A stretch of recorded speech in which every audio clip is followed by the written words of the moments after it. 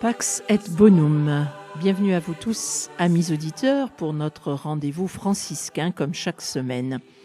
Eh bien, je vous propose une nouvelle série. Une série qui va nous faire découvrir François avec tout le talent de Julien Green qui a écrit un très beau livre, Frère François, et que nous écouterons grâce aux éditions Saint-Léger, qui a donc été mis aussi en voix, en audio, et nous commenterons également ensemble. Je vous propose d'écouter tout de suite la première partie, c'est-à-dire le début du début, la genèse, la naissance de Giovanni, qui deviendra Francesco, et vous allez comprendre pourquoi. Dans cette belle Italie, dans cette belle région de l'Ombrie, fils d'un riche drapier, Pietro di Bernardone, et de Dame Pica, donc vous verrez dont les origines peuvent être multiples. On pense notamment à une origine française, car on sait en plus que François souvent chantait en langue française, et il tirera son nom de cet amour que son père a pour la France. Il deviendra donc François, le français, Francesco. Mais je vous propose d'écouter le récit, le très beau récit donc, qui nous est donné grâce aux éditions Saint-Léger. Et nous reviendrons sur cette fabuleuse aventure franciscaine. À certains moments de l'histoire, le destin semble hésiter entre heurts et malheurs, comme s'il attendait la venue de quelqu'un. Mais d'ordinaire, personne ne vient. Vers la fin du XIIe siècle, apparut cependant un enfant qui réussit presque à faire triompher l'idéal. Septembre 1181 ou début 1182. Déjà une hésitation. Les grandes certitudes viendront plus tard. Ce qui est sûr, c'est qu'il naquit entre ces deux dates à Assise en Ombrie, dans une ville d'une antiquité insondable, chrétienne certes, mais où les traditions païennes immémoriales semblaient monter des profondeurs de la terre étrusque. Dans une petite cité du cœur de l'Italie, on suivait alors soit le calendrier pisan, soit le florentin. Mais les archives n'ont rien révélé jusqu'à ce jour du choix qui fut fait pour un nouveau-né n'appartenant pas à une famille illustre. Ceci explique cela. On cherche encore à situer exactement la maison où il vit le jour. Il naît tantôt ici, tantôt là. Aux dernières investigations, on l'a fait provisoirement venir au monde, non dans une étable entre un bœuf et un âne, comme l'auraient voulu certains exaltés, mais dans une demeure solide et de bonne apparence, près de la place de la commune. Le père était absent quand la mère accoucha. Elle s'appelait Jeanne, mais on la surnommait Pica, en raison sans doute d'une origine picarde, car on croit qu'elle était française. Elle était encore au lit quand un homme frappa à la porte de la maison, demandant la charité. Comme à Noël, au moment d'une naissance, on ne repoussait pas un pèlerin, on pensait se débarrasser de celui-là en lui donnant une aile de poulet servie à la convalescente. Mais il ne se contenta pas de cette aile et demanda qu'on lui montrât le nouveau-né. Dame Pica résista un peu, mais elle avait affaire à un vieillard buté, et devant sa mystérieuse insistance, elle flaira le surnaturel et finit par céder. Elle lui permit donc d'entrer et même de prendre l'enfant dans ses bras. Il se mit alors à prophétiser et annonça que ce jour-là, à Assise, venaient de naître 2 garçons, dont l'un serait parmi les meilleurs et le second parmi les pires.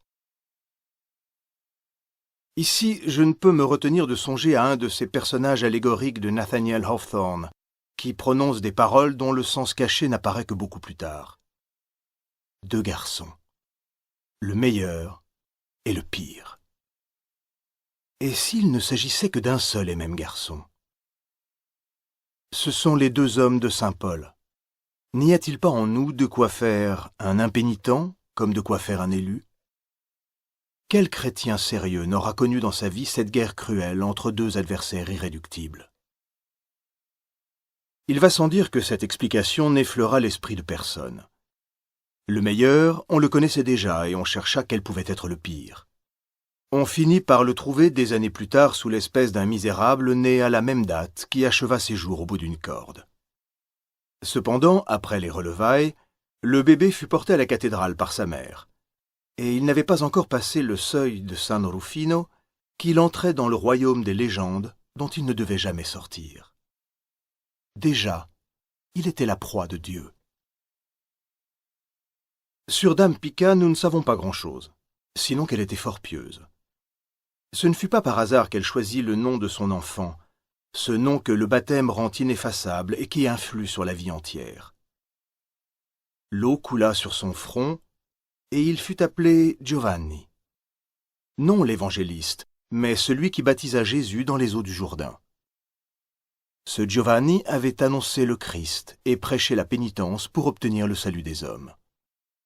De plus, Jésus avait dit de lui qu'il était de tous les hommes le plus grand. À cause de cela, Pica se sentait sûr de l'avenir de son fils mis sous la protection du saint le plus honoré. Les voisines de Pica la croyaient favorisée du don de double vue. Elle prophétisait volontiers, c'était dans les habitudes du temps. « Vous verrez que ses mérites feront de lui un fils de Dieu », dira-t-elle plus tard. Le petit Giovanni fut donc rapporté à la maison dans les bras de sa mère, qu'il aimait déjà autant qu'elle en était fière. Il était gentil à voir avec son minuscule visage un peu blanc où brillaient de beaux yeux rieurs, mais il semblait chétif, et pendant toute son enfance devait être entouré de soins. Du temps passa, le père revint. Aussitôt commencèrent les difficultés, elles ne devaient jamais prendre fin. Pietro di Bernardone regarda son fils. Quand il apprit qu'en son absence on l'avait baptisé sous le nom de Giovanni, il entra dans une colère violente. Drapier de son état, il revenait de Champagne où il avait acheté des étoffes d'une qualité plus fine que les italiennes.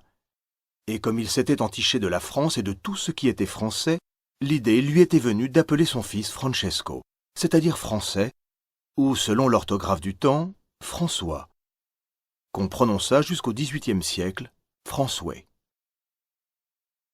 Sans être aussi mauvais homme qu'on l'a dit parfois, il n'en était pas moins impérieux comme le sont souvent les parvenus, et ce qu'il avait décidé faisait loi dans sa maison. Ainsi, le petit nouveau venu s'appellerait François. On ne pouvait pourtant pas recommencer le baptême. Cette objection fut écartée, et Pica n'eut qu'à baisser la tête et dire amen. François, donc. Nom insolite, un peu bizarre, et qui ressemblait à un surnom. Mais sa mère aussi n'en avait-elle pas un? Cependant, affublerait-on en France un garçon du nom d'anglais ou d'italien? Toutefois, en cherchant bien dans les archives, on découvrit 2 François non canonisés, obscurs. Cela suffit. L'irritation de Bernardone fait voir qu'il croyait, comme sa femme, à l'effet déterminant que le choix du nom pouvait exercer sur la destinée du baptisé. Cette notion, qui tend à s'effacer de la conscience moderne, a de lointains antécédents dans l'écriture, où le nom faisait partie de l'être et de l'identité. Il est curieux de penser que notre banale carte d'identité a des rapports avec le schème hébraïque, mais nous venons de plus loin que nous ne le soupçonnons. Il n'empêche qu'il y aura dans la vocation de François comme un écho de la vocation de Saint Jean-Baptiste. C'était précisément ce que Bernardone ne voulait pas. Si le drapier avait pu avoir des visions comme Pica, elles eussent été bien différentes. Déjà, il apercevait son garçon derrière le comptoir de sa boutique, vendant ses beaux tissus à une clientèle de choix et grossissant le tas d'or familial. Car Bernardone était d'une rapacité connue, et tout chrétien qu'il se croyait servait Mammon avec zèle. La maison qu'on lui donne aujourd'hui aurait pu passer pour celle d'un membre de l'aristocratie, outre les nombreux terrains qu'il possédait dans les environs. Mais Bernardone n'avait rien d'un seigneur. Il appartenait, par sa très grande richesse, à la classe du reste fort importante des gros bourgeois. Pica, elle, était de race picarde, autant qu'on puisse l'affirmer. On disait qu'elle avait fait le pèlerinage de Terre Sainte, et peut-être était-ce sur le chemin de retour, en Provence, que son mari l'avait rencontrée lors d'un voyage d'affaires. Nous ne savons rien de plus. Mais si, d'autre part, elle était ombrienne, son surnom viendrait de sa loquacité. Pika, la pille. Cela ne ressemblerait pas à ce que nous devinons d'elle. De toute manière, le garçon entendit d'assez bonne heure son père lui parler en français. La langue du Nord ou la langue du Sud? Les deux. Car si Pika voyait haut, Bernardone voyait loin, et songeait surtout aux avantages commerciaux et aux voyages que François aurait un jour à faire au-delà des monts, en Provence et sur les routes de Champagne. Il ne faut pas oublier non plus que la langue d'Oyle était le langage des tournois et des cours princières. On admirait la beauté de l'idiome gaulois, du nord au sud de l'Europe, et ce fut à cette époque que le français fit ses débuts de langue internationale. Ainsi pour Bernardone, que son fils parla français le mettait déjà au niveau des seigneurs. Avec Pika, il en allait tout autrement. Quelle mère n'a chanté à son enfant ses chansons favorites? Elle savait sûrement les villanelles des troubadours de Provence, et aussi des bouts de chansons de gestes dont les jongleurs fatiguaient les oreilles picardes. Et bien entendu des chansons de toile et les poèmes d'amour que les trouvères chantaient dans les pays de la brume et des forêts, les Ardennes, les Flandres. Telle cette belle douette qui fut l'ancêtre de Malbrook et de Au pays où se fait la guerre. Belle douette aux fenêtres s'assied, lit en un livre et son cœur ne l'y tient. De son ami Doune il lui ressouvient, qui au tournoi au loin s'en est allé, et j'en ai deuil. Pika reste un peu effacée, mais ce que nous savons d'elle, de certain, l'a fait aimer. Nous la verrons dans une circonstance pénible de la vie de François faire preuve de courage et d'amour. Mais quelle éducation reçut-il? Quelle éducation? C'est demander de quel soin peut entourer une femme un enfant qu'elle croit prédestiné.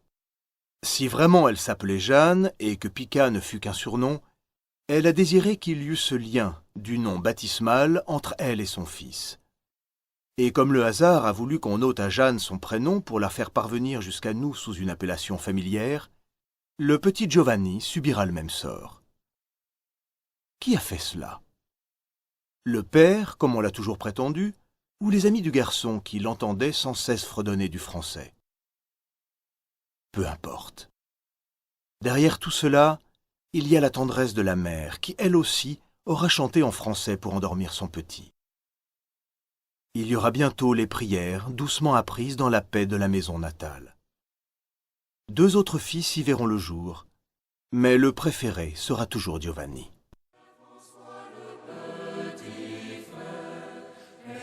Alors, amis auditeurs, bien sûr, on a envie tout de suite de connaître la suite. Eh bien, la suite, ce sera la semaine prochaine. Nous poursuivrons donc dans ce début, dans cette genèse de la vie de François d'Assise en plein Moyen-Âge, où on découvrira un petit peu aussi la ville d'Assise, qui nous sera aussi présentée, donc, et aussi l'historique. Vous allez voir, donc, avant de découvrir vraiment, et c'est important pour nous de replacer dans tout le contexte pour comprendre comment François va se convertir et va grandir, et aussi les qualités qui lui sont propres, même humainement, comment il les mettra au service du Très-Haut, au service du Seigneur. Merci, à la semaine prochaine.